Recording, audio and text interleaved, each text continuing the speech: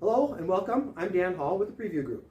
And I'm Nikki Camacho with Movement Mortgage. And today we are on episode 3. We're focusing on appraisal versus inspection and what the differences are. This is an 8-part series on do's and don'ts for new construction. So Dan, what can you tell us about appraisals versus inspections? Well, in a real estate transaction, there are a number of contingencies. And a couple of those contingencies are an appraisal, which is part of the financing package, and a home inspection. Not every single transaction, and out there you may have heard of when the market has just been going crazy, sometimes people are actually waiving inspections. So an inspection is not necessarily something that's required, but if there's financing involved, an appraisal definitely is required. And they really provide two different roles. The purpose of the appraisal is really to justify value. Or so does it make sense for the bank to do this loan? Yes, it's protecting the buyer, and the buyer gets to pay for it. And it's also really protecting the lender too.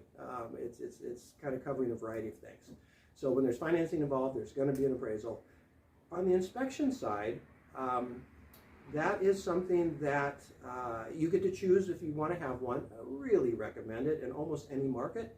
The home is such a complex item. There are so many different working components in it, and it's a huge investment. You're spending tons of money.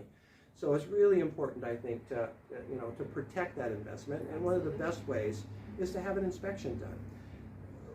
Again, so an inspector is going to go through the house with a fine-tooth comb. They're going to spend 3 to 4 hours going through the house. They're going to go up into the attic. They're going to go down in the crawl space. They're going to check the furnace or any other heating sources that are in the house. They're going to do the best they can to kind of check the plumbing. They're not going to be able to open walls or rip up flooring. There are some limitations to what an inspector is able to do. And some inspectors have infrared cameras that they use, or maybe little robots that they send in the crawl space to look at things. Ideally, I like inspectors who really are willing to get their own personal eyeballs on everything. Getting up into an attic to see what it looks like and smells like, same thing with a crawl space, to be able to get down in that space and see what's going on is really important. Once the inspector has done their thorough report, usually within a day, we'll receive a written report. And then that is something that we can sit down and go through and review. I really also feel it's very important for folks to be there personally at the home during the home inspection. Inspectors are a wealth of knowledge. They have tons of experience about houses, what to look out for, and they are often very talkative, bubbly people and willing to share their information. And they want you to feel good about the house you're buying. And so if you've got questions about the house, about how to maintain things, they're a wonderful resource for that. And to get those answers, you've got to be there. Yeah. And I think it's important for you to also to be able to poke your head in the crawl space when they're down there or up in the attic, so you too can have a sense of what's going on in those spaces. Yeah, it's good to know so that you can do it on your own when you own the house and always be checking on things, right? And once we're done with that inspection and we've got the report, it does create an opportunity to renegotiate if we have to. After an inspection is done, there are several options. Everything could be fine, and we give the lender a thumbs up. Let's move forward. Everything looks great. We're happy with the house. We could find something that's huge and is just going to cost a ton of money to fix, and you just may go, this is a nightmare. I don't want to buy this house. And we can back out. That's a contingency. We can back out of the transaction. You'll get your earnest money back. You won't get any money back for the inspection report, but it will have provided its purpose. Yeah. Inspections can cost between $500 and $800. So if you're buying an $800,000 house and it discloses something that is really critical, that's money well spent to not be living in that house and have to have that as a problem in the future. And then the third option is it creates an opportunity to renegotiate. And so we can bring to the seller anything that we find that is a concern, and ask them to address it. And it might be something that we know is going to be a big problem, and would be a problem for an appraiser, so that it's going to need to be taken care of before a loan can close. Or it might just be simple things that really aren't a big deal, but would really be nice to have taken care of. And very often we can get a seller to take care of that. And if they aren't willing to take care of that, maybe we can get them to provide a monetary concession so that you can take care of it later once you move in. Great, that is awesome. Now, can you tell us the difference between a pre-inspection and then the full inspection? Yeah, good point, Nikki. Yes, sometimes, again, when the market has been very hot, it's not uncommon for a seller or the agent for the seller to recommend having a pre-inspection done. So that's where they'll have an inspector come out and ideally provide a full report on the house, and then they will make that available to potential buyers. The logic with that is that it's a way of saying, hey, look, at our house is in great shape, and this way you don't have to have an inspection be a part of your offer to buy the house. We have to be a little careful with that, because we also have to be comfortable that the seller is actually disclosing everything. So it's not, when the market is very hot and people are trying to decide about making offers and competing with other buyers, it hasn't been uncommon for people to waive the inspection. And this is a way of maybe waiving the inspection and still feeling good about the house. But you're still taking a risk. The only way to really know for sure is to have your own inspector come out. And by own inspector, I mean it might be somebody that your loan officer recommends. The agent that you're working with may have a handful, which I do, of inspectors that I feel do a good job and that I know and trust are going to be very thorough for my clients.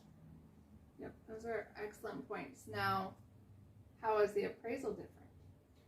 Well, the appraisal is partly different, and you can probably share a little more about it, but again, the appraiser is really looking at value. So they're going to pull comps, comparable homes that might be in the area. They're going to, depending on the type of home, they try to stay close geographically. They try to stay in similar styles. Rarely would you see somebody compare a two-story home to a one-story home. If it's a manufactured home, they're going to only use other manufactured homes. So there are some limitations in terms of comparables. But they are generally going to go out and look at the marketplace, and they're going to say, value today and kind of backwards, does this value make sense to move forward with this loan? Yeah. Perfect. All right, well, I'm going to hit on some things for the loan programs. So FHA appraisals, those have a little bit more, they have to have more things on them for safety features, and those are hazardous materials, toxic substance, mold, asbestos, chipping paint and railing, double strap water heaters. So when the appraiser goes out there and it's marked FHA or VA, they're looking at safety features beyond just the value. They want to make sure that since it is a government loan, that it's going to provide a safe environment for that borrower to live in. So those are some things to keep in mind. Mm-hmm. And then as far as VA, we'll go one step further. They sometimes will require a pest inspection. Washington State doesn't always have to have a pest inspection. Most other states do. If the appraiser were to see feces in the crawl space from rats or anything else that could be mentioned on the appraisal, and the underwriter sees it, they're going to say, we need a pest inspection. So there are things that can come up beyond an appraiser. And then as far as our new construction, so we do have a final appraisal reinspection. So what this means is on your new construction that you're buying, our appraiser might go out in the first 2 weeks of the process to 3 weeks, and he'll make note of the value and surrounding properties and go off of that market. However, the home isn't done being built yet. Might only be 50%. So they will come back out, and that charges around $250 to $400. They'll come back out and do a final reinspection appraisal, and that means that it's almost ready for an occupancy cert, and it's 95% done. So that's another one to keep in mind. We are here to always walk you through all of the criteria and the differences. So yes, the terms can be often mixed. and confusing. But that's why you have a great agent and a wonderful lender to help guide you through this process and to answer all of those questions. And I think I might step back one Yeah. spot, and that is, so if something gets called out from the inspection report, again, we have the opportunity to negotiate around that. And if it's something that is really important to get fixed, and we ask the seller to do it, and the seller refuses, that doesn't mean we're locked in and we have to move forward. It comes back to you and myself to maybe help as part of your team to evaluate what's the next best step. Because we can still say, no, if you're not going to fix these things, I'm so uncomfortable that I'm not willing to buy the house. So we can terminate the transaction, and again, you can get your earnest money back, and we go shopping for another home. If something gets called out on the appraisal, it is something then that really, there is no negotiating around this. If the seller does not fix this, the loan won't happen. So if something gets called out, railing is a great example. In older homes, stair rails can be kind of far apart, and it's easy for little kids to slip through that, and that's a risk. So if that is something that shows up in the property, that may be something that the lender is going to require us to get fixed. And if the seller's not willing to do it, well, then we can't close on the loan, and we're done. We're moving on. So it's important to know some of those differences. Yeah. And then if it is a value issue with the appraisal, that would be your opportunity for renegotiation, or you could back out. Yeah. Yeah, and actually within that, there's kind of three options too there. So we can either say, hey, the value came in low, we're not going to buy the house. Again, at that point, you will have spent some money on an inspection. You will have spent some money on an appraisal. You're not going to get those funds back. Those are services that have been provided. But you're going to know that, hey, this house isn't worth what we thought it was, and so we don't have to buy it. Another option is to come back and renegotiate that price with the seller.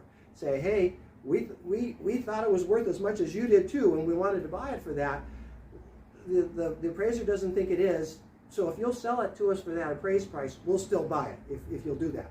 So that becomes an opportunity to renegotiate. Seller isn't locked in, but they could choose to, because another buyer is likely to have the same or similar appraisal issues come up. So hopefully they'll understand that this is where the market is, and yeah, they hope to get more money, but it makes the most sense to just move forward. A third option, and again, we saw this when the market was really hot, is that if the buyer has the financial resources, they can make up the difference out of pocket. The bank is going to make the loan based on the appraised amount. So if you're putting 5% down, and they're going to be doing it based on that appraised amount of the home. So if you had agreed that you were going to pay $650,000 for the house, and it came in at $600,000, the bank's going to do the loan based on that $600,000 value. If you've got the financial resources to bring that other $50,000 in, you could still buy the house. But And the 5%. And the 5% down is going to be based on the value of the appraisal, not the purchase price, because you're making the difference out of pocket. So. Yeah, but that again is why once you have these things done, you've got a team that helps you evaluate everything, to look through the inspection with you, to go through all the big main things, main concerns, address them. Is the value, is everything where you want it to be? This is your home purchase. So that's key. Yep, and hopefully you'll feel that you've got people on your team that are there to support you and help guide you through this process. And yeah, so if you found this information helpful, please feel free to share it with any friends and family that you know that might be thinking about buying a new construction home.